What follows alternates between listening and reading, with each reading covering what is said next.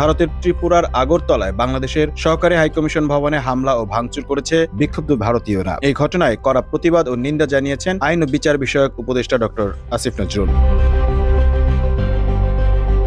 সোমবার 2 ডিসেম্বর রাতে সামাজিক যোগাযোগ মাধ্যম ফেসবুকে এ বিষয়ে একটি পোস্ট করেন তিনি। ফেসবুক পোস্টে আসিফ নজরুল লিখেছেন, ভারতকে বলি, আমরা সমমর্যাদা আর সমানাধিকার ভিত্তিক বন্ধুত্বে বিশ্বাসী। শেখ হাসিনার সরকার বিনা ভোটে ক্ষমতায় থাকার লোভে ভারত তোষণ নীতিতে বিশ্বাসী ছিল। তবে ভারতকে বুঝতে হবে, এটা শেখ হাসিনার বাংলাদেশ নয়। এই বাংলাদেশ স্বাধীন, সার্বভৌম ও আত্মমর্যাদাশীল। এই বাংলাদেশ নির্ভীক একটি তরুণ সম্প্রদায়ের।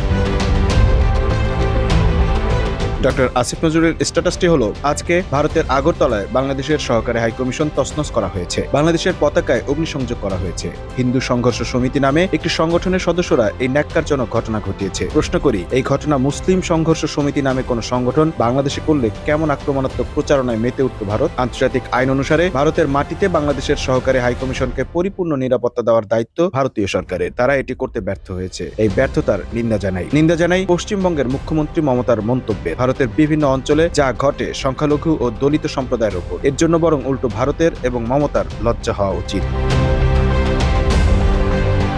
ভারতকে বলি, আমরা সমমর্যাদা আর সমানাধিকার ভিত্তিক বন্ধুত্বে বিশ্বাসী। শেখ হাসিনার সরকার বিনা ভোটে ক্ষমতায় থাকার লোভে ভারত তোষণ নীতিতে বিশ্বাসী ছিল। তবে ভারতকে বুঝতে হবে, এটা শেখ হাসিনার বাংলাদেশ নয়। এই বাংলাদেশ স্বাধীন, সার্বভৌম ও আত্মমর্যাদাশীল। এই বাংলাদেশ নির্ভীক একটি তরুণ সম্প্রদায়ের। Mamun Mahfuz, time news desk.